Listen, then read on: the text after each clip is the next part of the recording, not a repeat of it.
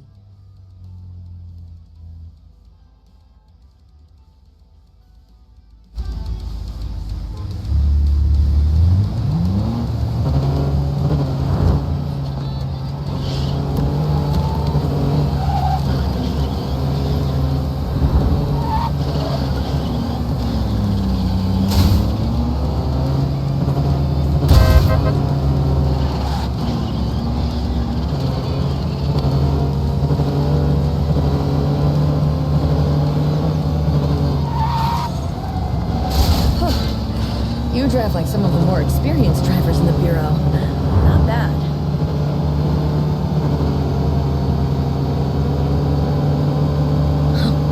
Be honest with me. You do underground racing?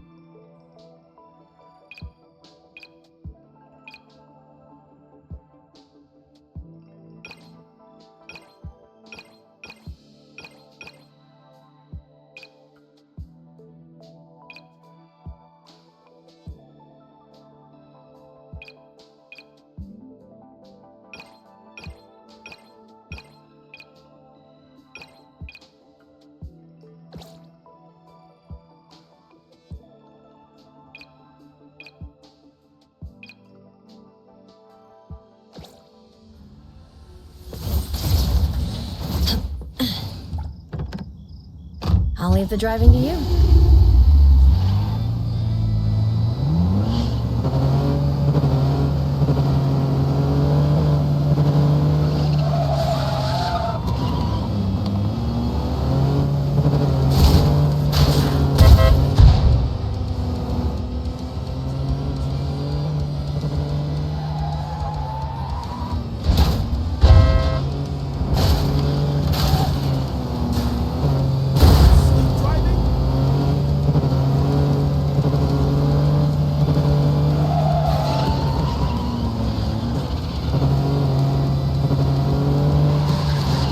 I'm usually on a mission when I'm in a vehicle. The driver doesn't think twice about treating other teammates like cargo.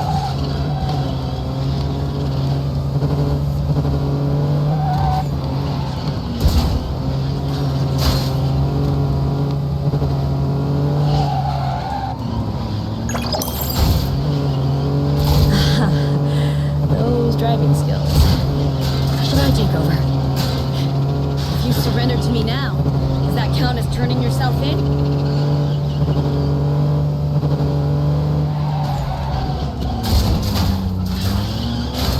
If you surrender to me now, does that count as turning yourself in?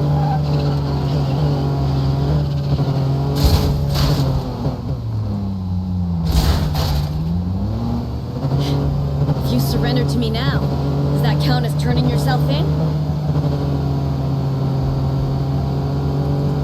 Step on it. Show me how fast you can go. If you surrender to me now, does that count as turning yourself in?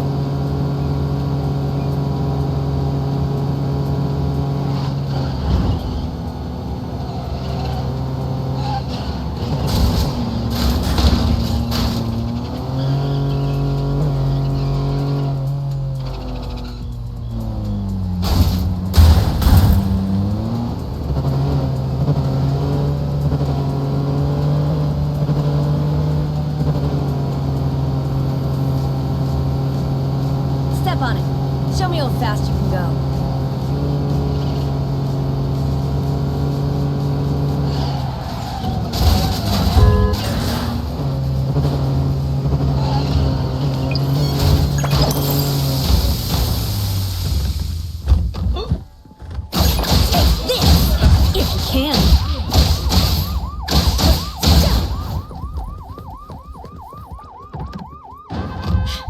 If you surrender to me now, does that count as turning yourself in?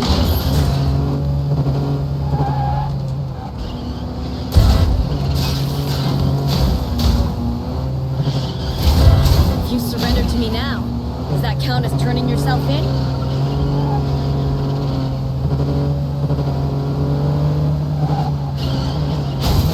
If you surrender to me now, does that count as turning yourself in?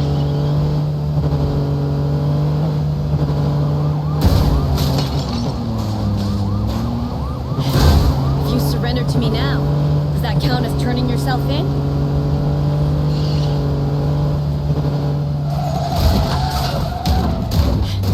If you surrender to me now, does that count as turning yourself in?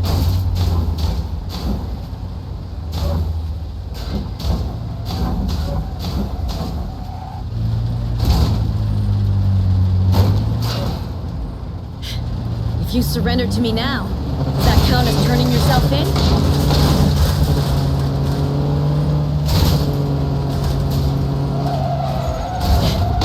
If you surrender to me now, does that count as turning yourself in?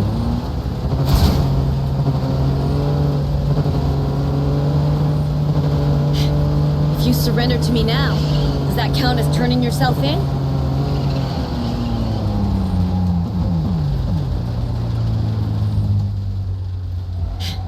If you surrender to me now, does that count as turning yourself in? Oh, driving skills. If you surrender to me now, does that count as turning yourself?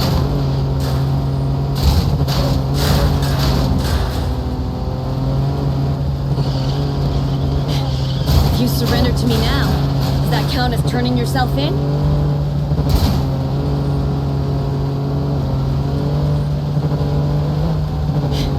If you surrender to me now, does that count as turning yourself in? Step on it. Show me how fast you can go. Did you need... Here's your delivery. Oh, wonderful. Pretty lively here.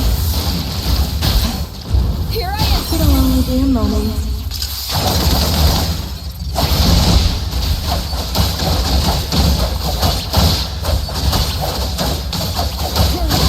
The moon has set.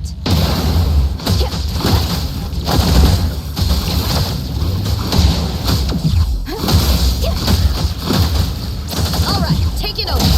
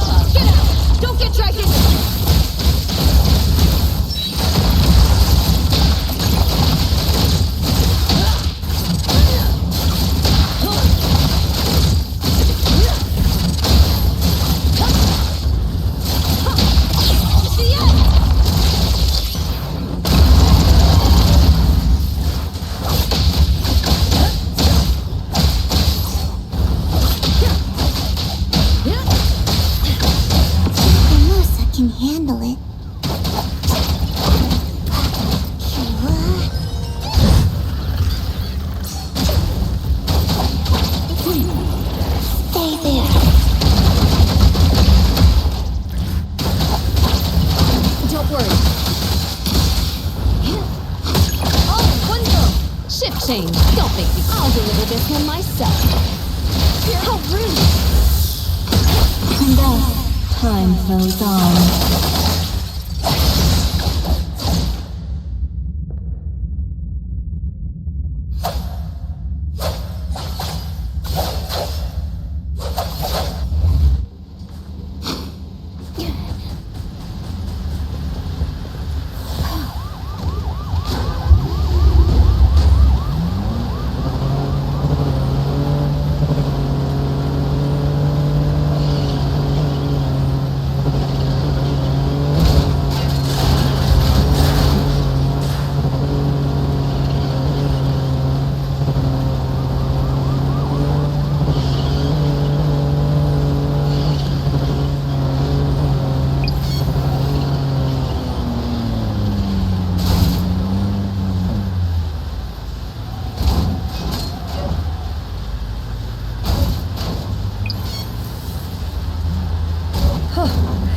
You drive like some of the more experienced drivers in the Bureau. Not bad.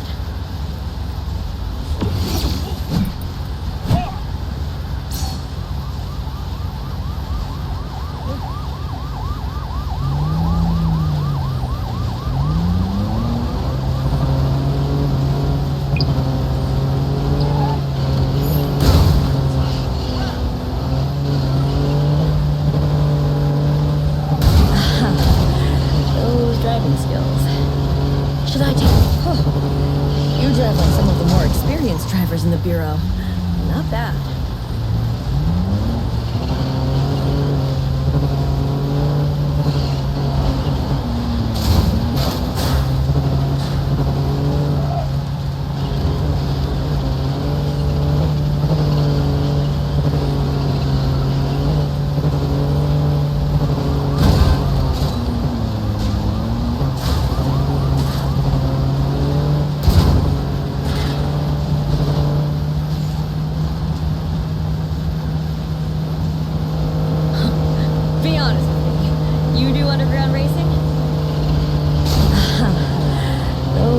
driving skills. Should I take over?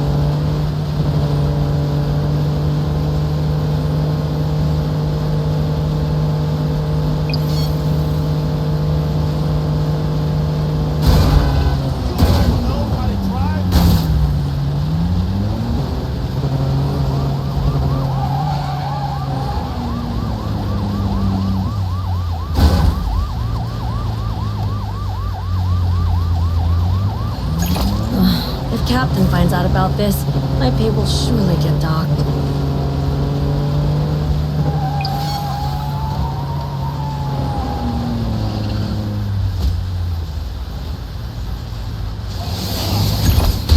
If Cap...